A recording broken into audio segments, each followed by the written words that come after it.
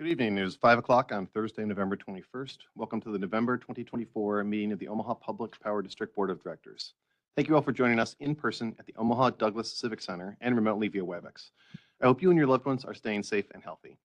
With me in person today are my fellow board members, Amanda Bogner, Mike Kavanaugh, Matt Core, Denise Molhoff, Craig Moody, and Mary Spurgeon. Director Sarah Howard let me know ahead of time that she would be unable to attend the meeting this evening. We also have President and CEO Javier Fernandez, Steve Bruckner, our General Counsel, Troy Meyerson, our General Counsel with the Fresher Striker Law Firm, and members of our board meeting support staff. OPPD's executive leadership team and subject matter experts are also participating in today's meeting in person and via WebEx. Additionally, we currently have 6 members of the public at the Civic Center and about 23 attendees on WebEx, consisting of OPPD employees and members of the public. Thank you for joining us this evening. I will now ask a member of OPPD's physical security team to provide the safety briefing for our location and for Javier Fernandez to provide other safety reminders. Good evening, everybody. Thank you for being here. As a matter of safety, just want to let everyone know the exits are behind as well as on the sides. We have AEDs here. Should there be any issues, please let us know. We're happy to help. Please be aware of your surroundings. We'll be prepared and expect that there may be slips, trips, and falls as you're trying to exit. So please be careful. It's also starting to get cold, frost, slick streets. Please be careful as you're walking. And especially in the evening as it's getting darker, please be aware of your surroundings. Lastly, cybersecurity is near and dear to my heart. Please be aware that it is the time of year that scams do come out. So please make sure that you're being careful with your cybersecurity hygiene and ensuring that you're not clicking on links you don't know. With that, I'll turn it back over. Thank you. Thank you, Eric. Quick reminder also, psychological safety, in addition to the physical safety, important for us to remember the 5 tenets that build psychological safety. In this case, I believe, Eric, you talked about multiple perspectives and trust on Tuesday. What we do, as I've said many times before, it's complicated. It's most of the times there's not an easy, simple, straight answer to the problems we're trying to solve. So I think approaching all of those problems with knowing that there are multiple perspectives that need to be heard is very, very important for us to have a good outcome. Next slide, please. The month of November, our focus as the temperatures drop, and this morning was 27, but it felt like 12. And it was a good reminder that, yes, it is that time of year. We've been spoiled a little bit with warmer weather all year round. Temperatures around the metro area will continue to swing between the 40s and the 20s, and with a freeze-thaw cycle, just being extra careful with trippings and slips, very, very important. A line of fire, it's another reminder, as the definition for us in the industrial line of fire is being in harm's way. And this is a good reminder for all of us, and especially for our linemen and women, when they're doing work outside in the elements, making sure that you're not only safe where you're working, but that any potential object, a conductor, wire that could snap, and that you're not in harm's way of that.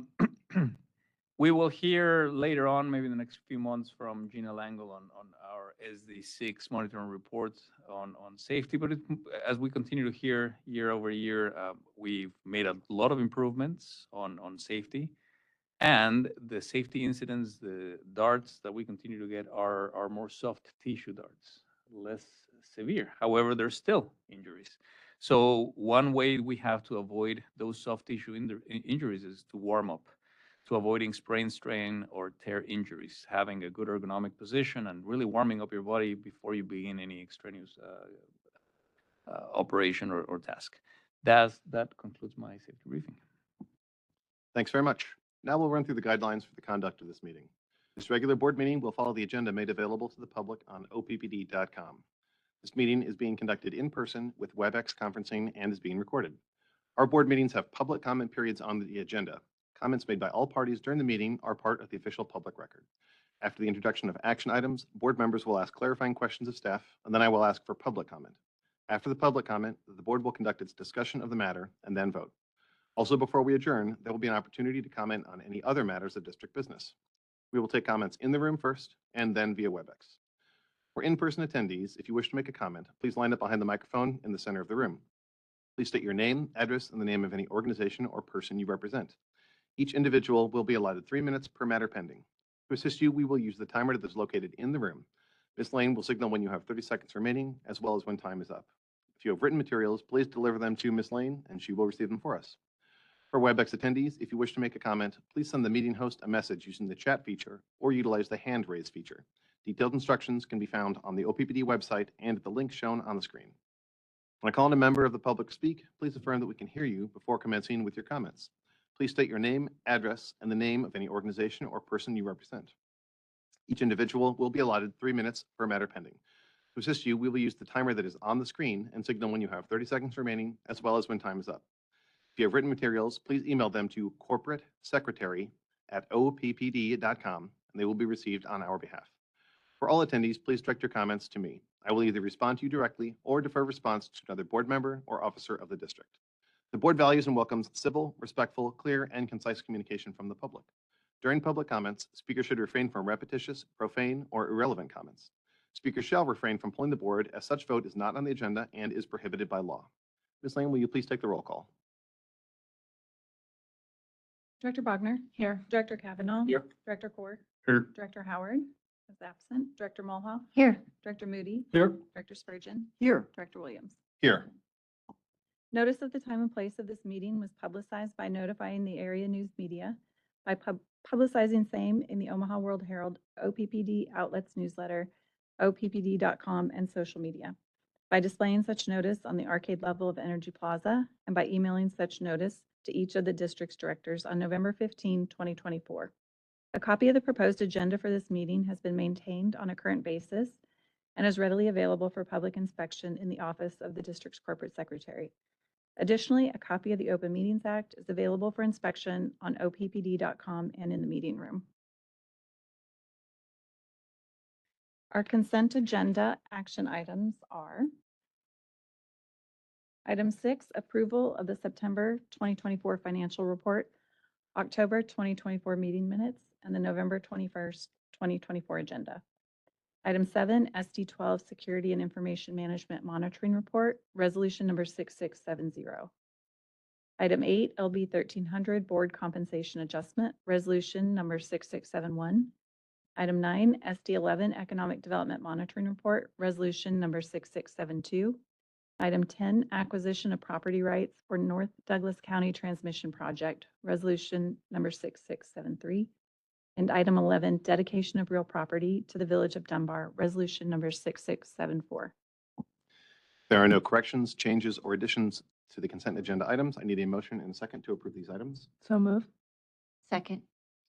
We discussed these action items at the all-committee meeting on Tuesday, November 19th. Do any members of the public in the room have comments on these consent agenda items? If you'd like to make a comment, please come to the microphone in the center of the room. David Begley, 4611 South 96th Street. I'm speaking with regard to item 8, your compensation adjustment. I forgot my written materials. Okay. I forgot my written materials, but I'll remember them as best I can. And I say, congratulations for getting your salary doubled. And I ask, what did the board do to deserve a double increase? And we had this July 31st event, and Director Moody admitted that the board did a bad job in hardening the infrastructure, but you're getting a raise. So what's that about? I know you have some perks for being a director, and I've got a great new perk that I think that you should approve. I think the board should be flown out to Santa Monica, first class. You'll stay at the Hotel Casa del Mar. I've been there. It's fabulous. And Lisa Olson and her team will show, I call this the King Canoe Project. You walk down to the beach and the directors can order sea, tide, stop coming in. And then you come back and you show us what happened.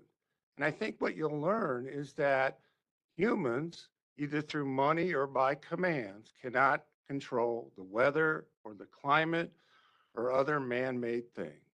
I think that'd be a valuable lesson for the board, because this idea of net zero, thinking you can control the climate in the year 2100, is a complete fantasy and impossible.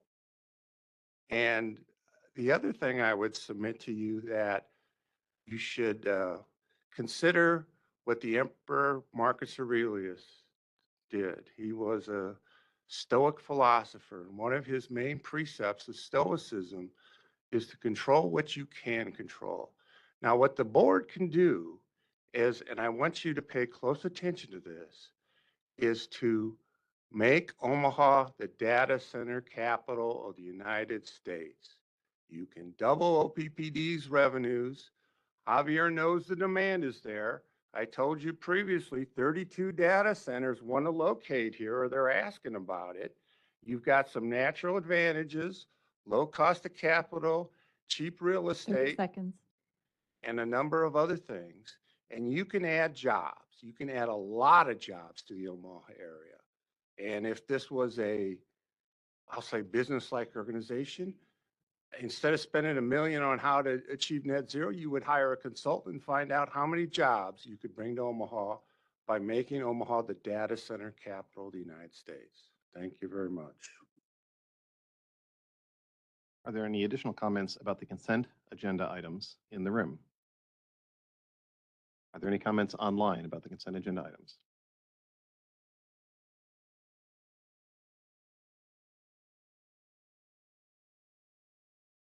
Having none, roll call. I'm sorry.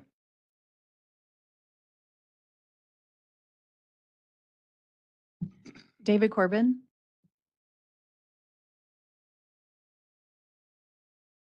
Hello, David, are you there?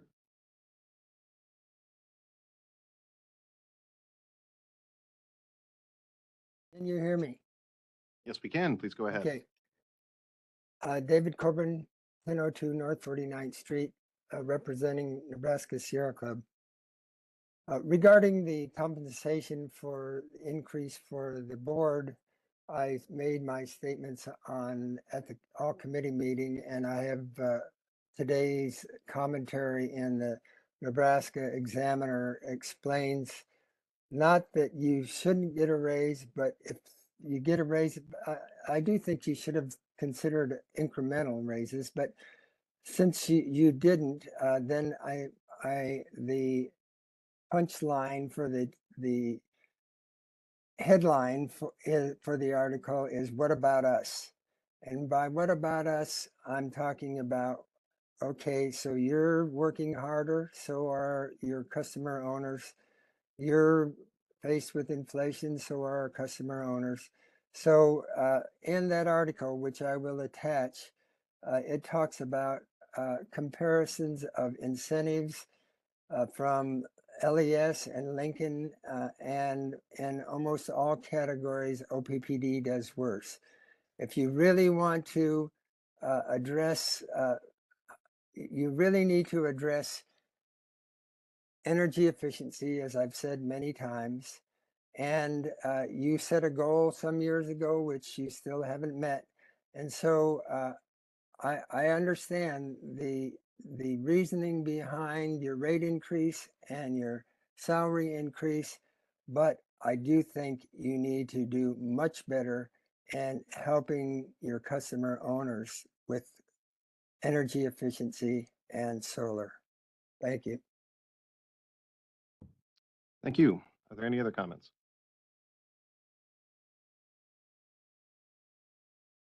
C. Weston,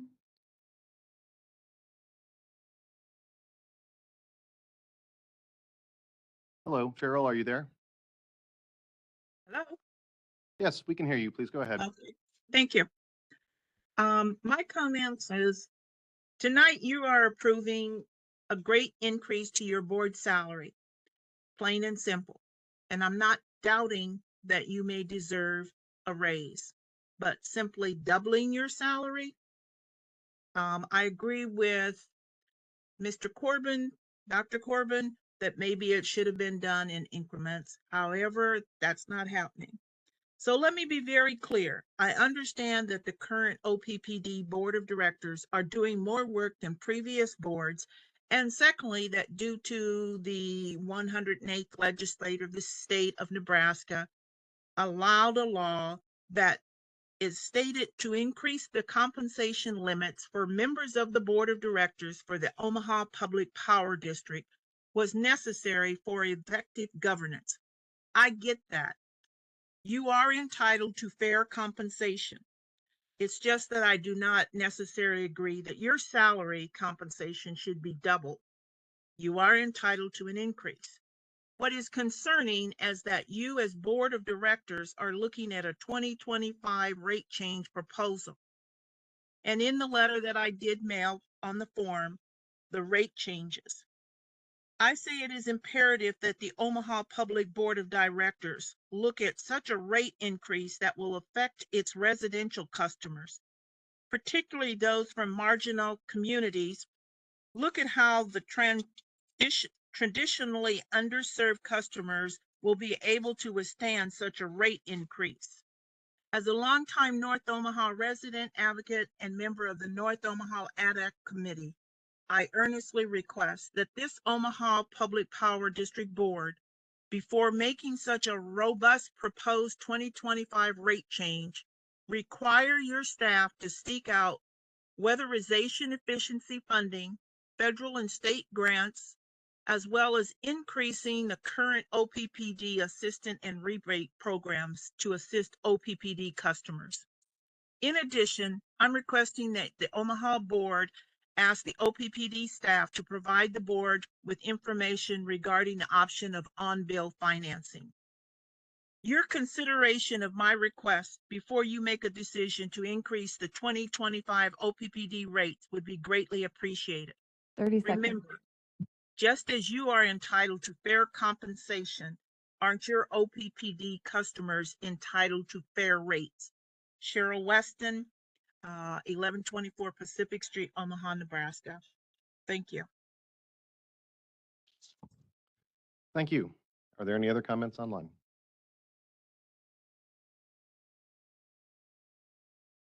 Hearing none, roll call.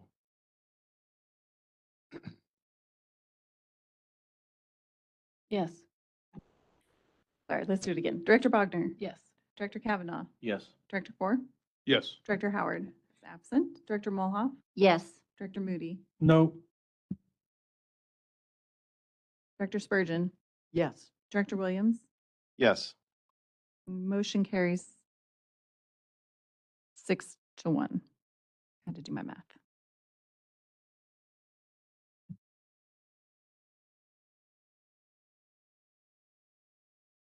Thank you. The next item on the agenda is the President's Report. Javier Fernandez. Thank you, Chair Williams. I'm going to start with just a report on the health and the status of our generation fleet. Starting with our baseload generation, you can see the four units we have: Nebraska City 1 and 2, North Omaha 4 and 5. The Nebraska City 1 operated relatively well. It had 75% availability throughout the month. We had 2 outages during the month of October to repair turbine valves, turbine oil return line, auxiliary steam leak, and a boiler tube. All of these took the unit offline for about 25% of the time, and that explains that lower capacity factor of 37.3%. Nebraska City Unit 2 was available most of the time. In fact, it was available all of the month of October, except for the first day of the month, which is the last day of that long outage period. Except for that first day of the month, it experienced good availability, which is reflected in that capacity factor of 55.4. North Omaha Unit 4 was available again 100% of the time, and it ran well with no outages, representing a capacity factor of 61%. North Omaha 5, this unit experienced a lengthy outage, unplanned outage. It started as a planned outage and then extended significantly. That means that it only returned to service on the 5th of the month, and then it was derated for a couple of days after that. So that explains the lower capacity factor of North Omaha Unit 5. I'm happy to report that all these units are back online and operating well after doing some maintenance work for them. The next slide on our balancing generation. Our balancing fleet performed very well in October. This is to support both regional and local reliability.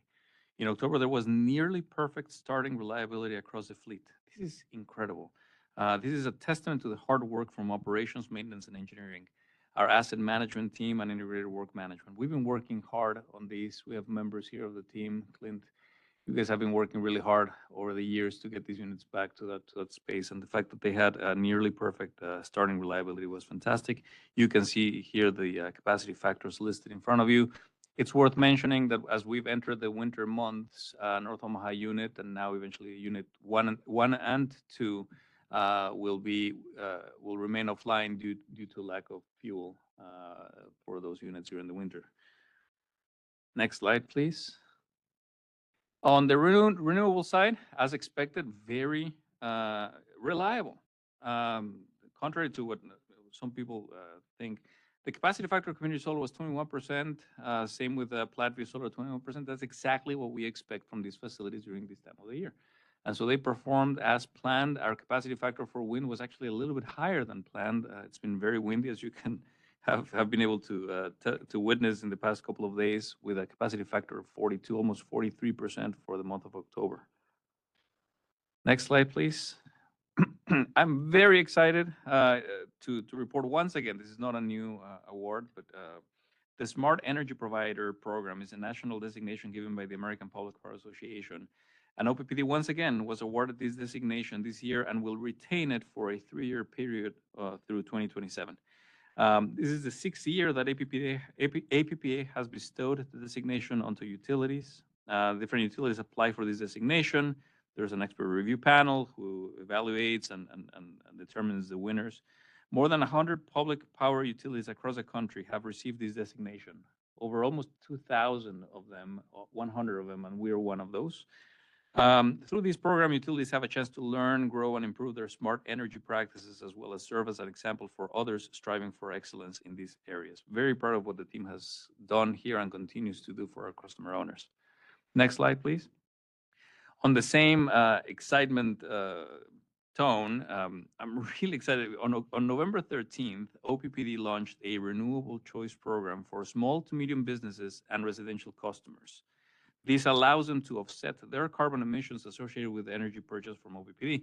This is a program that we launched a few months ago that we made available to large industrial customers first, and now we're rolling this out to small to medium businesses and residential customers.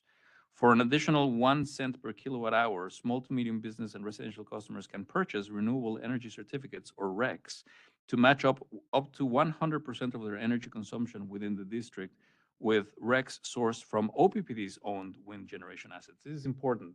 It has to be sourced within our footprint, our own assets.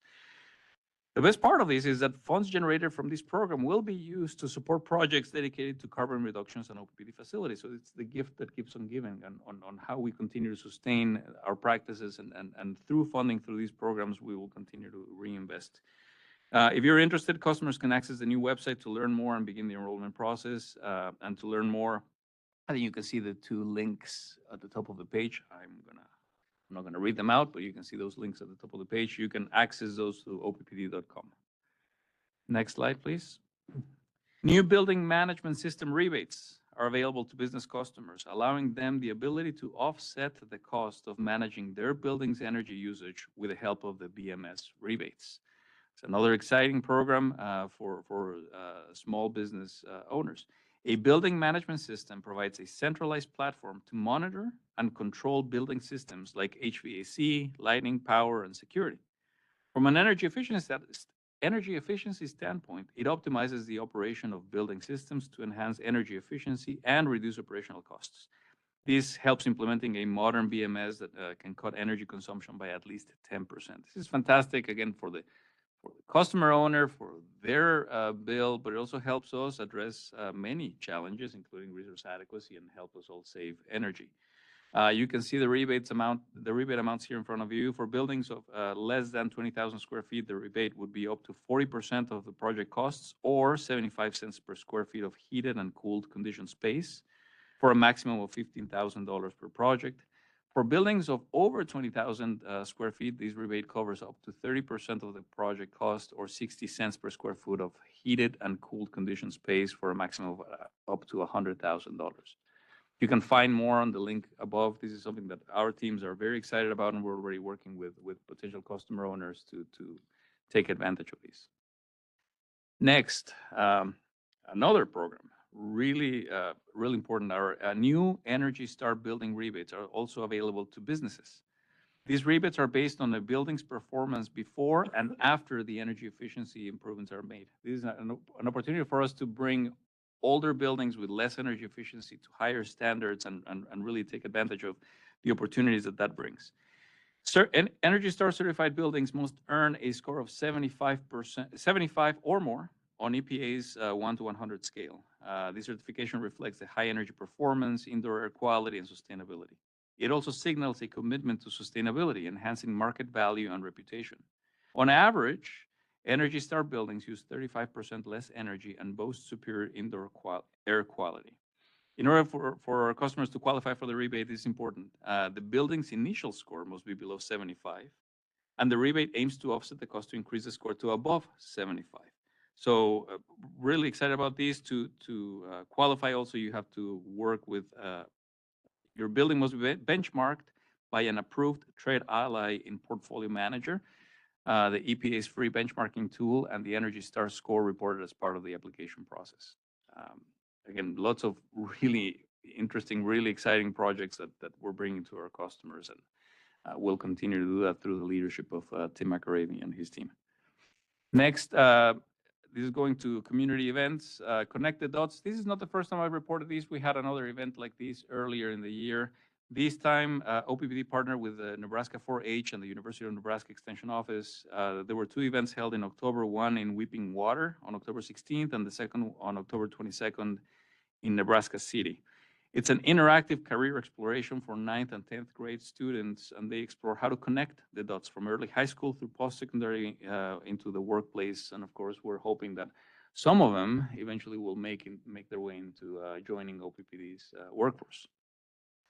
Next, I had the pleasure and the honor to attend the Community Resource Fair. This is the second large resource fair that we've done this year. On October 15th, this time was at the Salvation Army Kruk Center in South Omaha. We focus mostly on all people who live in that area. Over 100 people or customer groups attended from South Omaha and surrounding areas. There were 36 payment installment plan enrollments. 35 households were served with energy assistance, and we're still working on approving an additional 11 applications. These events have real results. And as I tell my team, even if it's just one family, one customer who benefits, is worth the effort. And in this case, certainly there were many families who benefited from these. We gave away 10 smart thermostats to eligible households, and they will be installed at no cost to the customer. Every eligible household that receive EAP or Energy Assistance Program will be enrolled in the Customer Assistance Program, or CAP. This is really exciting. It takes a lot of time and effort, and Lisa and your team and Tim McAravey as well. But I really appreciate what you're doing on behalf of our customer owners. The last event I have to report is another Rock the Block, another successful Rock the Block. This time was in La Vista, where OPPD and Habitat for Humanity in Omaha joined forces on October 19th to help. Where new homeowners, many first-time home buyers could. They were able to purchase a home back in the day, back in 1959, and now we're going back into that neighborhood and helping with renovation, restoration, cleanup of the neighborhood. We also did this with the help of Turner Construction, who showed up as well to help us clear gutters, clean up yards, mow lawns, and more. And my last slide, just to remember, and just a good sobering reminder of that the work that we do could be hazardous and in some cases cost the life of our employees. This is an in memoriam remembering those we lost in the line of duty. Argyle Harshberger died on September 23, 1953 from injuries sustained from a fall while working on a pole near 68th and Mercy Street in Omaha, Nebraska. He was only 33 years old and had been with OPPD for 7 years at the time of his death. He was at OPPD when OPPD became OPPD in 1946. During World War II, while stationed as a cook on board the USS Nevada, Mr. Harshberger was injured when the ship was damaged by enemy gunfire and suffered direct hit by a kamikaze plane off the coast of Okinawa. He was survived by his wife, Pat, his son, Daniel, and twins, Bradley and Cindy. And that, Chair Williams, concludes my President's report. Thank you very much. If any members of the public in the room have a comment on any other items of district business, if you'd like to make a comment, please approach the podium in the center of the room.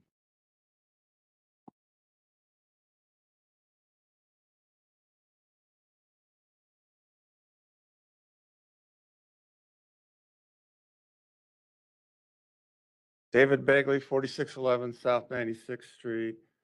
I have a gift for you, a little shorter than the best and the brightest, Marcus Aurelius Meditations. I didn't get one for Javier because I figured he probably read it at Yale. But you read that book and you get a little insight into Stoicism. Control what you can control. King Canute can't control the seas. Marcus Aurelius, seize the day. So that's your proposition. Are you going to be like the failed King Canute, or are you going to be like the great success Marcus Aurelius? And I submit to you, you add 3,000 megawatts of natural gas power plants. Oh, yeah, other news. Donald Trump won the election. Carbon capture is finished. I would also submit to you that the era of green energy is over. It is done. And those tax credits, they're probably going to be repealed one way or another. And I watched something interesting today, the Nebraska Wind and Solar Conference in Lincoln. And a guy from AES, who's a competitor in Nextera, spoke. And he spoke the truth. It's what I've always said. Wind and solar are all about the federal income tax credits. This is a verbatim quote. He said, capital follows ITC, investment tax credit. Another quote he had was, PPA buyers, all they're concerned with is the RECs, renewable energy credits. So like I've said many times, this wind and solar, it's all a giant scam. Well, really what it is, it's a huge Keynesian ditch digging project. There were all sorts of people down in Lincoln and buzz, buzz, buzz. We're building all these projects and generating all this money, and there's free tax credit money, and that's what's driving the whole thing. Also, some other news, Cass County votes on December 2nd on the Cass County solar. My sources tell me it's going down. So you were planning on 1,000 to 1,500 green or solar and wind here in the near future. It's not going to happen.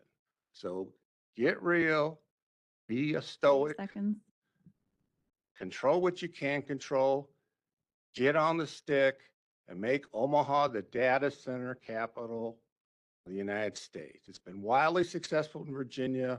It can happen here if this board will act. Control what you can control. You're either going to have a legacy of failure like King Canute or a legacy of success. 2,000 years later, people are still talking about Marcus Aurelius. Thank you very much.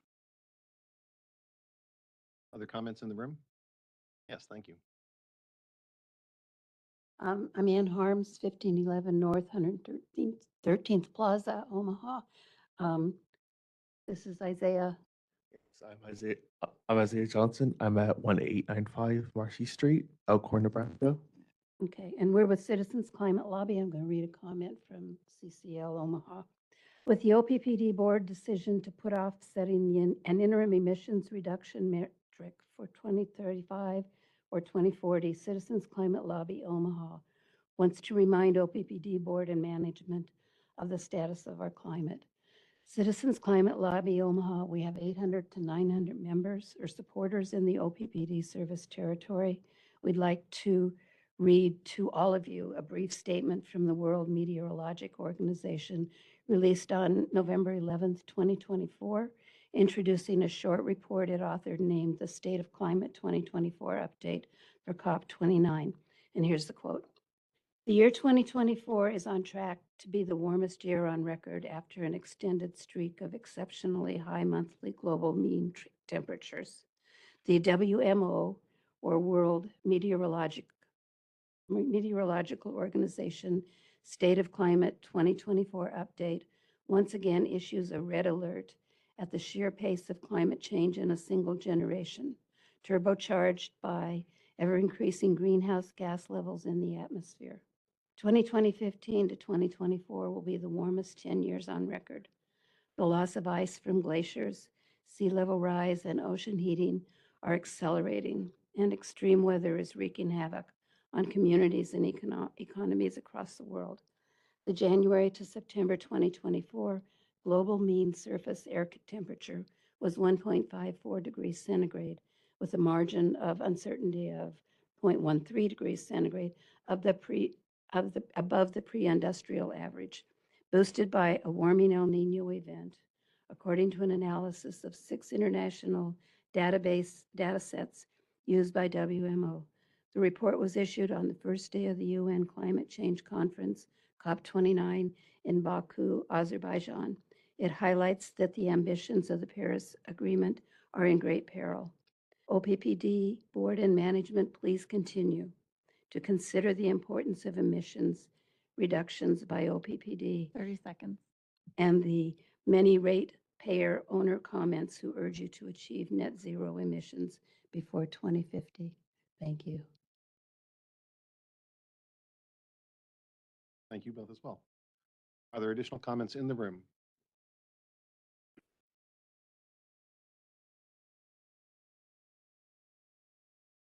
Seeing none, do we have comments online?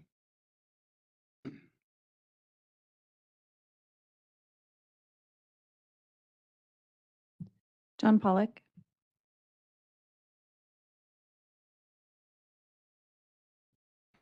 Can you hear me? Yes, we can. Please go ahead, John. John Pollock, 1412 North 35th Street, Omaha. I am mostly going to talk about the weather here, but I would like to make one comment that if the board is contemplating inviting more data centers, I would remind them that, as Mr. Begley said, control the things you can control, but what is out of control is whether Omaha and our area ends up in another heat dome. We, in the past, have had temperatures over 110 degrees in this area, and there is no reason to think that we couldn't do it again. And if you have energy demand 24/7 from these things, that is going to be even worse. During a heat dome, you have the potential for what I'd call a data meltdown. And you don't want to be the national center of a data meltdown. As far as our upcoming weather goes, after an extended period of above normal temperatures, we're seeing a big switch in the pattern. The next couple of weeks at least is going to average below normal to well below normal. We are going to be dry until we approach Thanksgiving. We will have a chance of rain or snow getting into Thanksgiving. It does not look like a major storm system for our area, but if we have a snow cover, that will enhance the even colder air that will be coming out of Canada after that system around the beginning of December. After that, conditions are pretty hard to predict. We're, as usual, in between the influence of the Canadian air that dumps into the northern plains, the warmer air to the south. I'm going to say we don't know what's going to happen this winter. Thank you. Thank you. Are there other comments online? Cheryl Weston.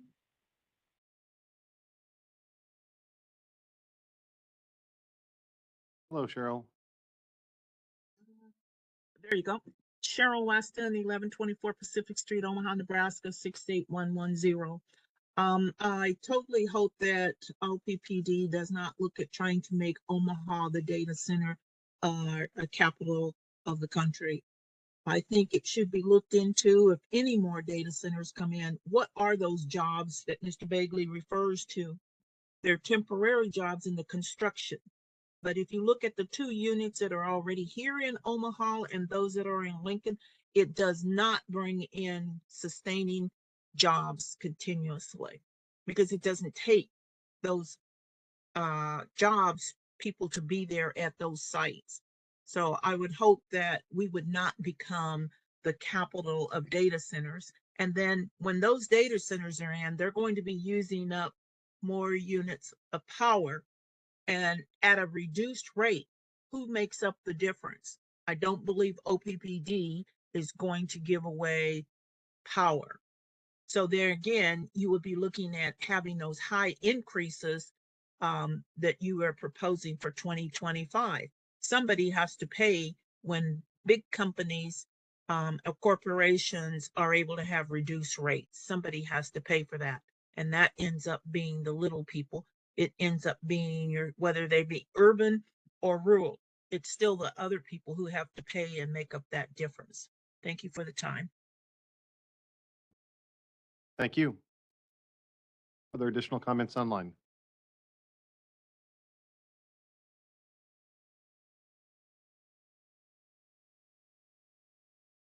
Seeing none else in the room, with that, we are adjourned. Thanks very much, everyone.